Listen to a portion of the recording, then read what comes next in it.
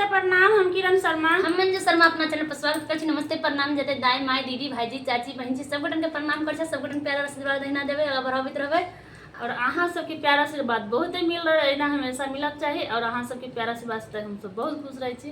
और हम दोनों देवरानी जेठानी बहुत प्यारा सा राम भजन गीत गावा जा रहा है। अहाँ सब जरूर पूरा फुल वाच करके सुनो और कमेंट करके जरूर बताओ किनका सबके गीत पसंद है। हमर तिरछी नजरे है छुरी कटारी अब बच कर हो देवरा कहीं लग नहीं जाई।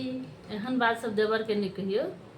बहुत प्यारा सा गीत यहाँ से जरूर सुनब जरूर कमेंट। अखन झूमर गीत नहीं गावा जा रहा है, अखन गावा राम भजन गीत भजन गावा जा रहा है, लेकिन तैयो बेसी दिल धक धक वाला पर ज्यादा ध्यान रहे। बरसैया काली बादरिया धर कई जियरा मोर कब आई थी न पिया पारदेसिया धर कई जिया मोर। तो अहाँ सब ये गीत अखन नहीं सुनू, कजरी गीत बाद में सुना, पहले राम भजन गीत सुना से जरूर। बहुत प्यारा सा गीत यहाँ से जरूर सुनब जरूर कमेंट करब। उजड़ी गेलै